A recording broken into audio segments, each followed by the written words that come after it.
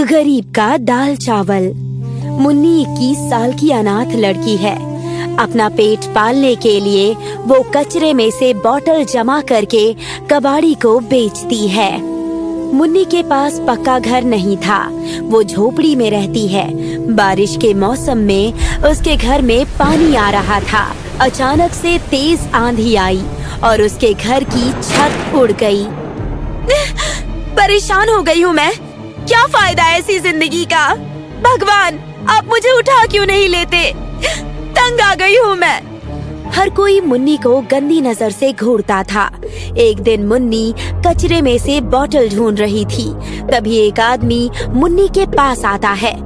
मुन्नी, अरे मुन्नी, तब से कचरे में क्या ढूंढ रही है? तुझसे मतलब? अपना काम कर तू।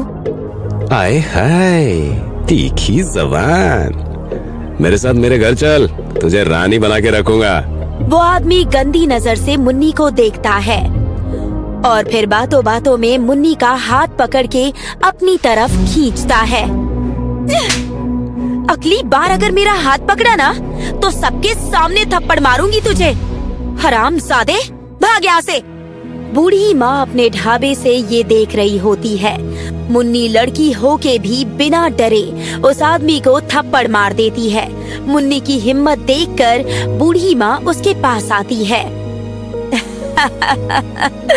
वाह बेटी, तुझ में तो बहुत हिम्मत है। अब वो आदमी अपनी पत्नी का भी हाथ पकड़ने से पहले सोचेगा। ऐसे लोगों के साथ ऐसा ही होना चाहिए माँ जी। कल पता नहीं क्या करेगा। हाँ बेटी, पर तू कचरा क्यों चुनती है? अनाथ हूँ ना मैं, अपना गुजारा करने के लिए ये सब करना पड़ता है मुझे। और इसी बात का फायदा ये लोग उठाते हैं। राह चलते छेड़ना, बुरी नजर से देखना। अगर मेरा भी परिवार होता तो ऐसा नहीं होता मेरे साथ। मेरी भी कोई औलाद नहीं है। अब से तू यहीं मेरे साथ रहेगी, एक परिवार की तरह। क्या सच में? हाँ, अब से ये ढाबा जितना मेरा उतना ही तेरा है।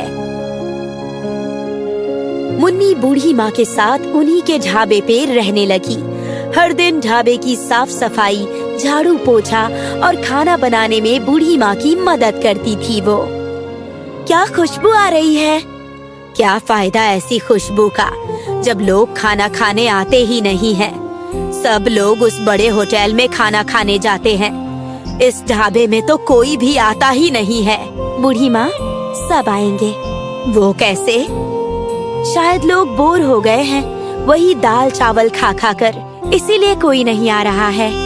मुझे तो ज्यादा कुछ बनाना भी नहीं आता। तुझे आता है? हाँ, अब से खाना मैं बनाऊंगी। मुन्नी ने दाल चावल की जगह खट्टी दाल और मिर्च वाले चावल बनाए। मुन्नी के खाने की खुशबू बाहर तक आ रही थी। खुशबू इतनी अच्छी थी कि बूढ़ी माँ से रहा नहीं गया और वो एक प्लेट में खाना परोसकर खाने लगी। अरे वाह मुन्नी, क्या दाल चावल है। मुझसे तो रहा नहीं जा रहा है, थोड़े और दे देना। हाँ हाँ, अभी देती हूँ। ऐसे ही घूमते घूमते 4-5 लोगों का ग्रुप उनके ढाबे पर आता है। कहिए, क्या दूं? यहाँ का स्पेशल खाना क्या है वो दे।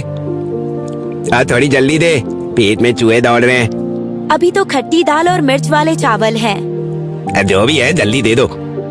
मुन्नी ने उन्हें खट्टी दाल और मिर्च वाले चावल दिए। सब लोग बड़े चाव से खाना खाने लगे, जैसे कई दिनों के भूखे हो। उन्होंने दोबारा खट्टी दाल और मिर्च वाले चावल मंगवाए। इस खाने के सामने तो बड़े बड़े होटल का खाना भी फेल है। अब से मैं यही खाना खाने आऊंगा। हाँ, मैं भी। दोनों बहुत खुश होते हैं। तुम्हारी वजह से मेरा ढाबा फिर से चल पड़ा है बेटी। धीरे धीरे उनके ढाबे पर लोगों की भीड़ बढ़ती गई।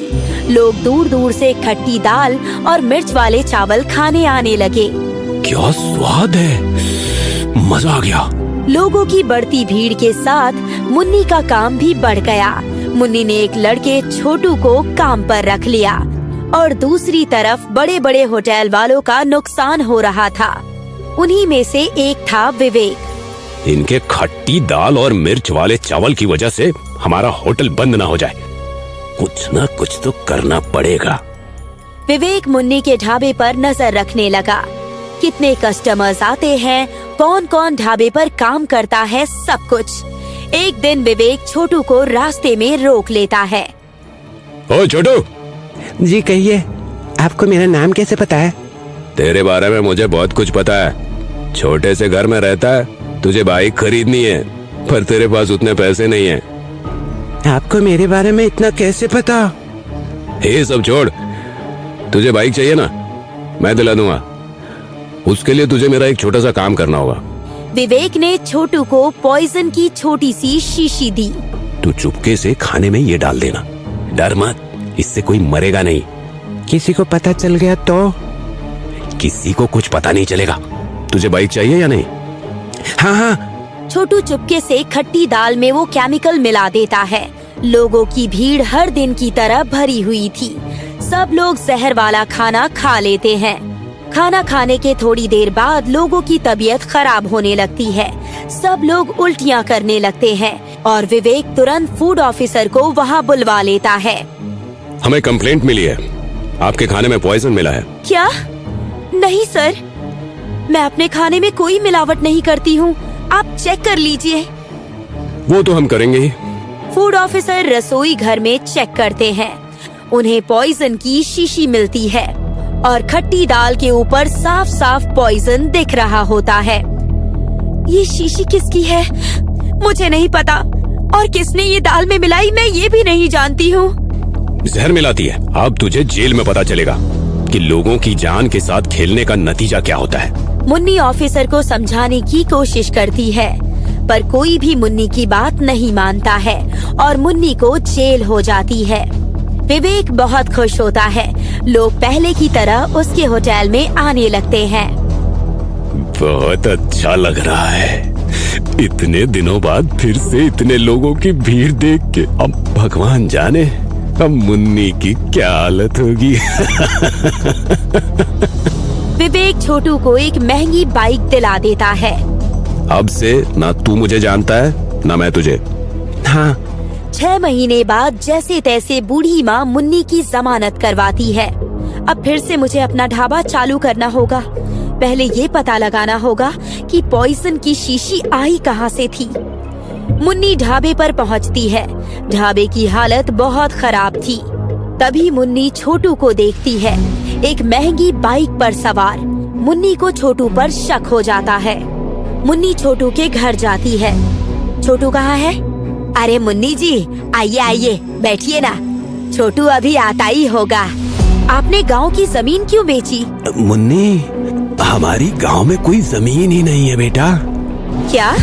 तभी छोटू आया और मुन्नी को देखकर डर गया। छोटू का डरा चेहरा देखकर मुन्नी समझ जाती है कि हो ना हो ये सब छोटू का ही किया धरा होगा। छोटू आजा, बैठ। तुझे पता है मैं जेल में 6 महीने थी। पुलिस ने ज्यादा कुछ नहीं किया क्योंकि मैं लड़की हूँ ना। पर अगर मान ले कि अगर तू मेरी जगह होता तो तेरी चटनी बना देते वो लोग। मुझे क्यों मार रहे हो? सारा प्लान तो उसका था। छोटू पुलिस के डर से विवेक के बारे में सब कुछ बता देता है। छोटू की माँ कहती है, बाइक के लालच में तूने कितनों की जिंदगी के साथ खेला है। अरे अगर कोई मर जाता या फिर वो खाना हम खा लेते तो? मुन्नी के बारे में सोच, उसकी क्या हालत हुई होगी जेल में। मुझे माफ कर दो मुन्नी दीदी, तभी मुझे कुछ समझ में नहीं आया। ठीक है, पर छोटू अब तुझे मेरा एक काम करना होगा। जो तूने विवेक के कहने पर किया ना, वो सब तुझे फूड ऑफिसर को बताना होगा। छोटू ने फूड ऑफिसर के सामने सब कुछ साफ साफ बोल दिया। फूड ऑफिसर विवेक को सबके सामने गिरफ्तार करते हैं। मुन्नी, मैं तुझे छोड़ूंगा नहीं। पहले जेल से तो आजा। मुन्नी फिर से अपना ढाबा शुरू करती है। खट्टी दाल और मिर्च वाले चावल। कुछ लोग ही खाना खाने आते हैं, पर वक्त के साथ मुन्नी का ढाबा फिर से चलने लगता है। मुन्नी की हिम्मत ने उसका साथ आखिर तक दिया। गरीब का बैगन भरता। एक छोटे से गांव में एक छोटा सा परिवार था। कृष्णा इस परिवार का नायक था। कृष्णा और उसकी पत्नी गीता दोनों मिलकर खेती किया करते थे और उसके दोनों बच्चे मीरा और गोपी स्कूल में पढ़ते थे। गोपी अपाहिज था, बैसाखी के सहारे चलता था। माँ, हम आ गए स्कूल से। अच्छा है, क्या हुआ?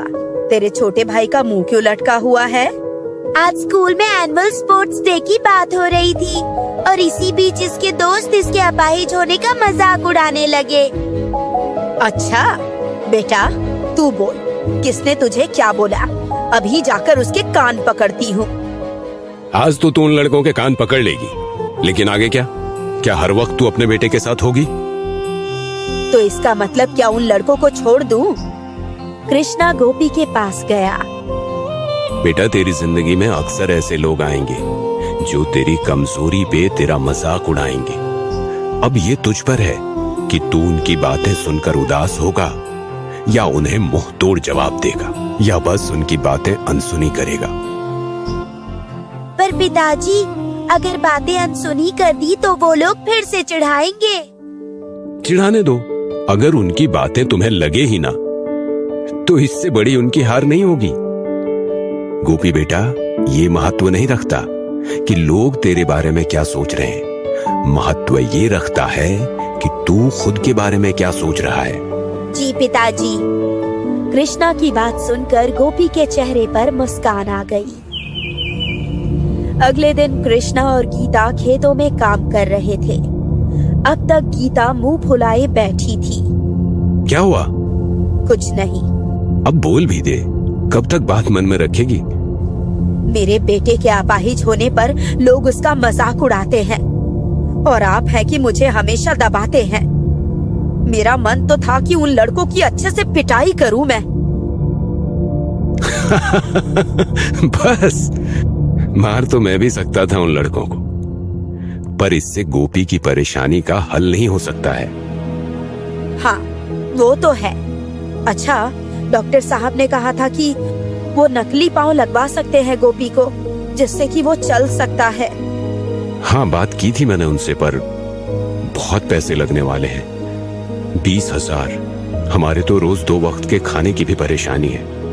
अब भला 20,000 रुपये कहाँ से लाएंगे?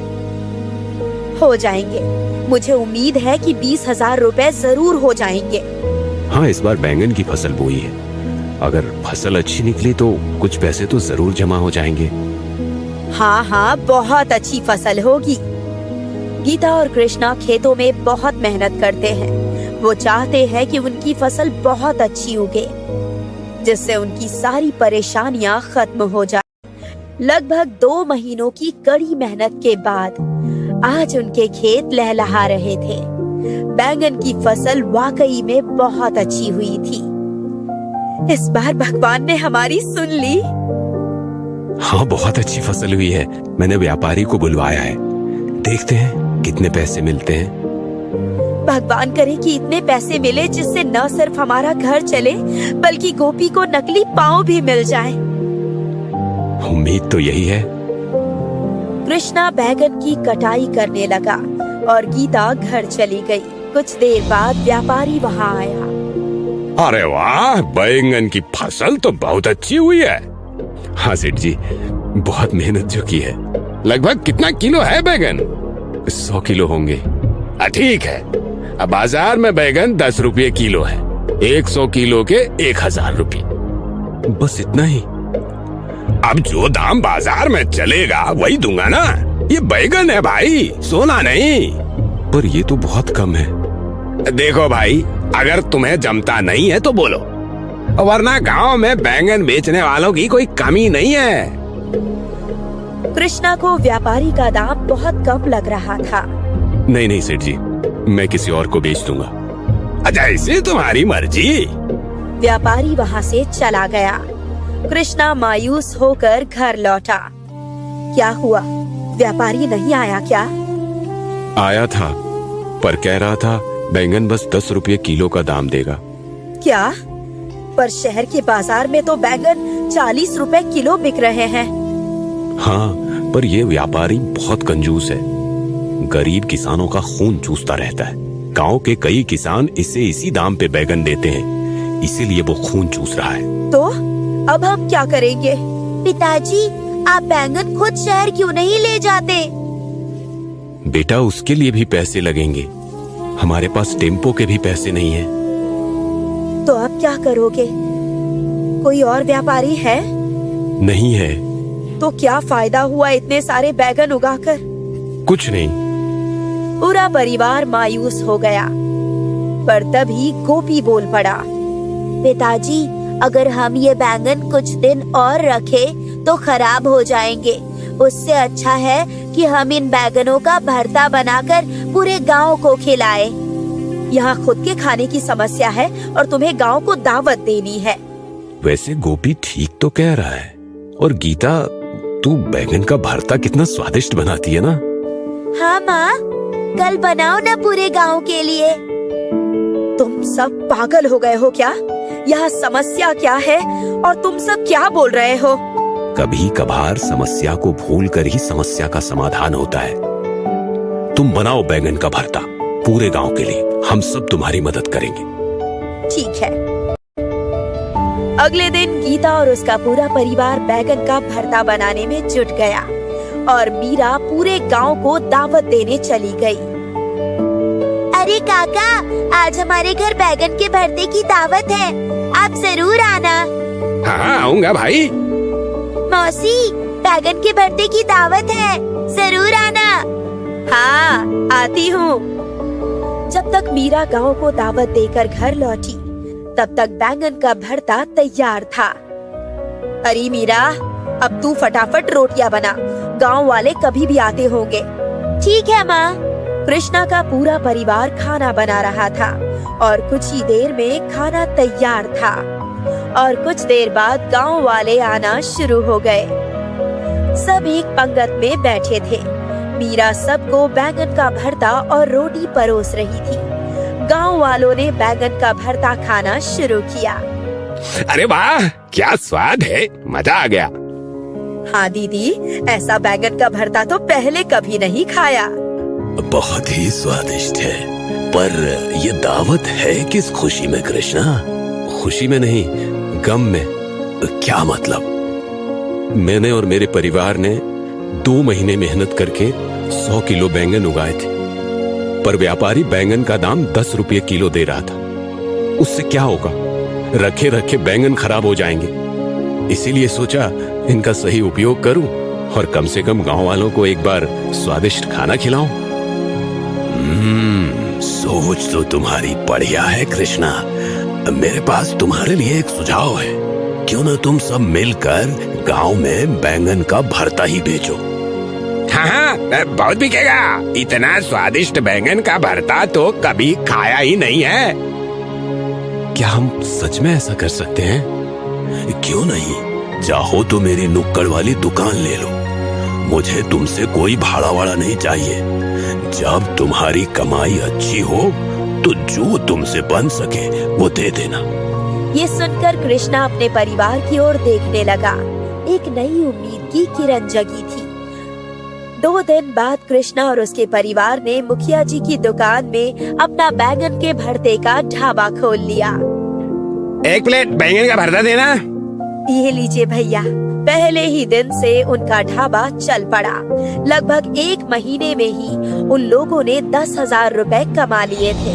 कृष्णा और उसका परिवार बहुत खुश था, लेकिन उनकी खुशी कल्लू से देखी नहीं गई। कृष्णा के ढाबे की वजह से उसका होटल ठप हो गया था। इसलिए कल्लू ने आधी रात को कृष्णा के ढाबे में चोरी की और सारे पैसे लेकर भाग गया। अगली सुबह जब गीता और कृष्णा ने ये देखा तो वो दंग रह गए। हे भगवान, ये क्या हो गया? किसी को समझ नहीं आ रहा था कि ये कैसे हुआ। पर फिर कृष्णा के बेटे गोपी को एक सुराग मिला। उसे एक चाबी मिली। पिताजी, ये चाबी जिस किसी की भी होगी उसने ही हमारे ढाबे में चोरी की है।